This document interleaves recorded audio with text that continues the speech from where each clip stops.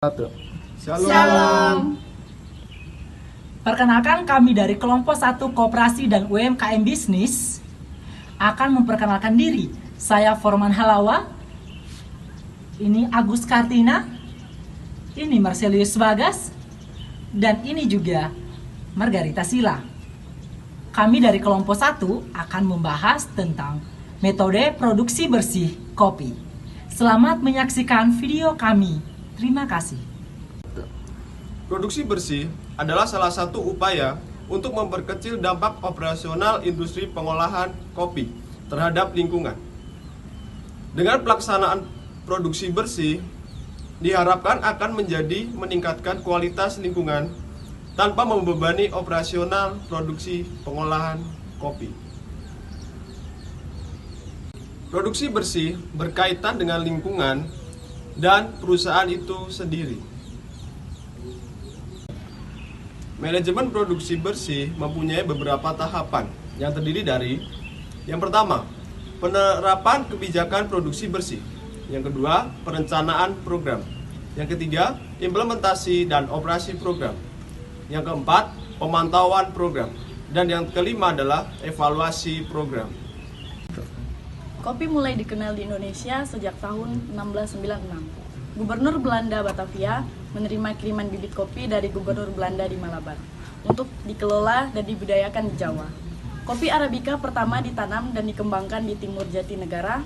Kemudian kopi Arabica menyebar ke berbagai daerah di Jawa Barat seperti Bogor, Sukabumi, Banten, Priangan, dan daerah-daerah lainnya. Tak lama setelah itu, kopi menjadi komoditi dagangan yang sangat diandalkan oleh VOC. Ekspor kopi pertama dilakukan pada tahun 1711 oleh VOC.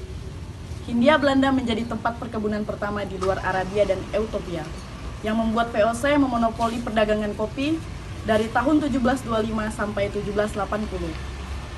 Untuk mendukung produksi kopi, VOC membuat perjanjian berat sebelah dengan penguasa setempat, dan perjanjian ini disebut dengan Perjanjian Kopi Stilsil atau Sistem Kopi. Berkat dengan sistem ini, biji kopi berkualitas tinggi dari tanah Jawa bisa membanjiri Eropa. Kopi Jawa saat itu menjadi kopi yang paling enak di Eropa. Sampai-sampai orang Eropa bukan menyebut secangkir kopi, melainkan secangkir Jawa. Selain rasanya yang nikmat dan aromanya memikat, ternyata kopi juga memiliki manfaat loh. Manfaat yang pertama yaitu mengurangi diabetes, dengan syarat kadar gulanya sedikit. Yang kedua, kopi dapat mengurangi risiko terserang Parkinson, dengan syarat meminum kopi 1 gelas per hari. Selain itu, kopi juga dapat menurunkan risiko penghambat arteri yang dapat menyebabkan serangan jantung. Dan juga, kopi dapat mengurangi produksi empedu di dalam tubuh.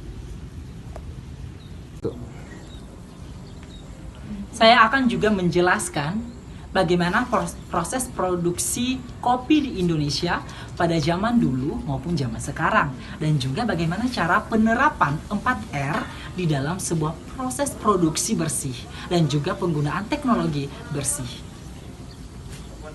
Pada kali ini juga kita tahu bersama bahwa zaman dulu proses produksi kopi ini sangat menggunakan alat-alat teknologi yang masih kuno dan juga masih menggunakan tumpukan kayu. Dan perhatian juga pada kebersihan itu masih minim sekali. Malah pengeringan pada kopi pun yang sudah diambil dari kebun masih dibawa di teras begitu saja. Jadi tingkat debu maupun tingkat kebersihan pun masih tinggi. Itu sangat disayangkan khususnya di Indonesia pada zaman dulu. Tetapi pada perkembangan zaman, waktu ke waktu akan berjalan dengan baik, perubahan pun akan terwujud dengan adanya beberapa alat-alat teknologi yang begitu canggih yang akan mengurai semuanya, bagaimana cara mengatasi higienisnya dan juga menjaga kebersihan dari produk kopi tersebut. Kita tahu juga bagaimana cara penerapan 4R di dalam proses produksi bersih. Yang pertama yaitu reduce, yang kedua yaitu reuse, yang ketiga yaitu recycle, yang keempat adalah recovery. Kimia mengurangi. Pada zaman dulunya kita tahu bahwa kulit dari kopi tersebut cuma dianggap sampah seperti biasa aja dan dilempari di samping rumah. Tetapi pada zaman sekarang kita perlu produktif, bahwa kulit tersebut juga kita bisa mengurai kembali, kita juga bisa memanfaatkan kembali supaya menjadi pupuk kompos maupun menjadi media lainnya. Jadi kita dapat mengurangi yang namanya limbah. Yang kedua adalah reuse. Reuse adalah memanfaatkan atau menggunakan ulang. Artinya dengan adanya pupuk kompos tersebut, bisa juga pupuk kompos dari kulit kopi tersebut bisa menggunakan menjadi media tanaman pada kopi tersebut. Jadi bisa mendukung juga kesuburan maupun pertumbuhan dari pohon kopi tersebut. Yang ketiga adalah recycle. Recycle adalah mendaur ulang. Kita juga bisa memproduktifkan bahwa kulit dari kopi tersebut juga kita bisa mendaur ulang menjadi alat itu benda-benda kreatif, dan juga kita bisa menjadi media kecantikan seperti luluran. Jadi dengan pemanfaatan limbah dan juga proses produksi yang bersih dengan mengatasi limbah-limbah termasuk yaitu kulit kopi. Jadi semuanya itu bisa kita manfaatkan secara produktif. Yang terakhir adalah recovery. Recovery adalah mengganti atau mengubah atau memulihkan dari buruk menjadi baik. Dengan adanya perkembangan yang begitu canggih zaman sekarang, maka perubahan akan terwujud dan semuanya itu bisa tergantikan dengan baik. Dulunya ya masih menggunakan alat produksi kopi yang begitu cuma tumpukan dari kayu. Sekarang sudah menggunakan alat teknologi begitu canggih. Kita bisa melihat nonton di YouTube. Begitu juga kita bisa datang ke produksi kopi sendiri, sudah menggunakan alat-alat teknologi begitu canggih, semuanya higienis dan juga terjaga. Lalu pada proses produksi bersih ini kita bisa menegaskan bahwa kopi ini adalah kekayaan alam Indonesia. Jadi mari kita memanfaatkan juga proses produksi yang bersih ini untuk menjamin dan menjaga kualitas dari kopi Indonesia. Baik, saya akan melanjutkan menjelaskan bagaimana proses produksi kopi modern.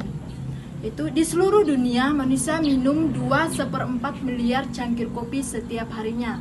Kita telah meminumnya lebih dari setengah milenium. Tetapi kopi instan adalah bentuk baru dalam menikmati kopi karena tidak ditemukan sampai tahun 1901. 70 ton biji kopi tiba di pabrik kopi tepatnya di Amerika setiap harinya, hingga 560 ton disimpan dalam silo besar. Biji kopi mentah disaring ke dalam oven besar, di mana mereka dipanggang pada 200 derajat Celcius. Disinilah mereka menemukan warna khas mereka. Mereka diaduk terus-menerus untuk memastikan mereka tanpa ada yang gosong, yaitu diaduk rata kembali. Dari sini biji-biji itu akan jatuh ke dalam pabrik industri, di mana akan dibuat bubuk kasar terlebih dahulu. Di dalam pabrik tersebutlah salah satu penyimpanan kopi besar, di mana rasa khas kopi dipaksa oleh uap dan tekanan, dan menghasilkan 18.000 liter dalam 1 jam. Kopi dipanaskan sampai menjadi ekstrak dan akan diproses ke tahap selanjutnya. Pekerja harus menggunakan pakaian termal untuk melindungi diri dari pendingin ruangan yang bersuhu 50 derajat Celcius. Jika pekerja menghabiskan waktu terlalu lama dalam pembekuan tersebut akan menyebabkan pekerja mengalami radang dingin. Butiran beku yang masih cair akan ditumpuk kembali di atas nampan dan dimasakkan dalam pemanggangan kembali dengan suhu rendah untuk menghilangkan air tanpa menjadi cair kembali, karena akan melepaskan aromanya.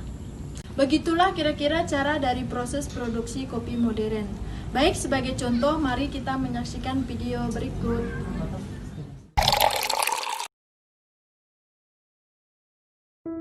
Di seluruh dunia, manusia minum sekitar 2/4 miliar cangkir kopi setiap hari. Kita telah meminumnya lebih dari setengah milenium. Tetapi kopi instan adalah bentuk baru dalam menikmati kopi, karena tidak ditemukan hingga tahun 1901.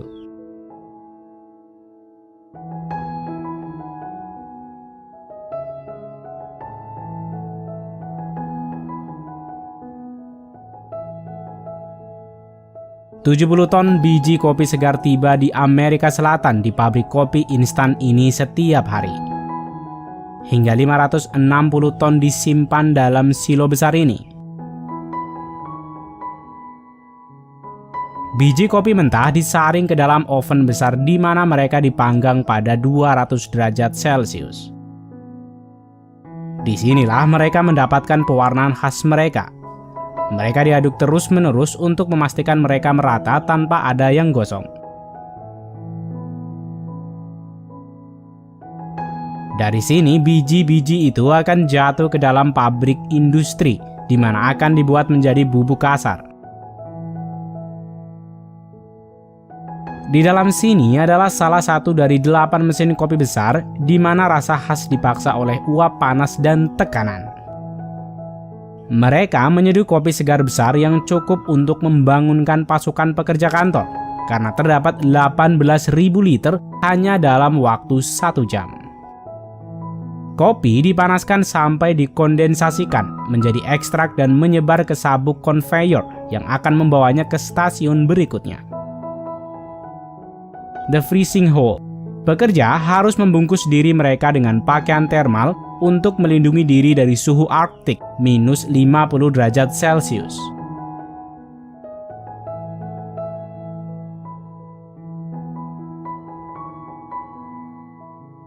Untuk mengunci aroma kopi, ekstrak harus membeku setidaknya sedingin minus 40 derajat. Di ujung konveyor sepanjang 30 meter, ia dipecah menjadi butiran.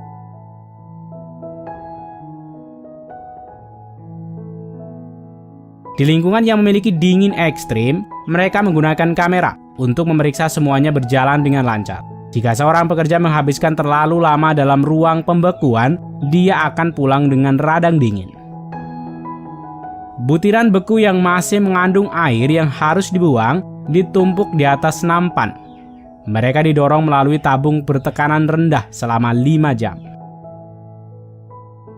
Tantangannya adalah untuk menghilangkan sisa air tanpa kopi menjadi cair lagi, karena ini akan melepaskan aromanya. Dan beginilah cara kerjanya. Granul dipanaskan sebesar 60 derajat Celcius dalam ruangan hampa yang kuat di bawah tekanan air beku yang menguap dan berubah menjadi uap. Ini adalah proses yang disebut sublimasi. Saat butiran-butiran keluar dari ruang hampa, mereka telah dikeringkan, aroma telah dikunci, dan mereka masih tetap solid pada suhu kamar. Baki-baki tersebut dibalik dan granul jatuh ke dalam kantong penyimpanan besar yang siap untuk dikemas.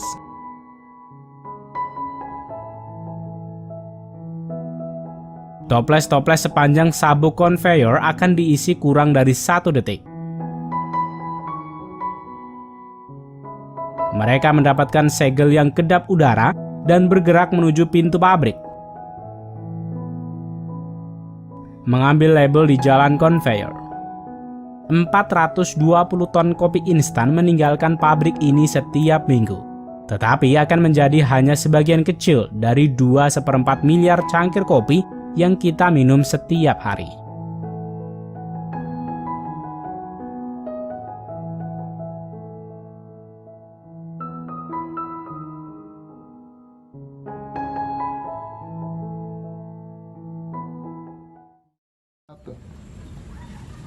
Sekian dari presentasi video kami tentang metode produksi bersih kopi. Terima kasih telah menyaksikan dan terima kasih, semoga bisa menjadi manfaat dan berkat bagi para penonton dan juga teman-teman kelas A Manajemen 2017. Salam dari kami kelompok 1.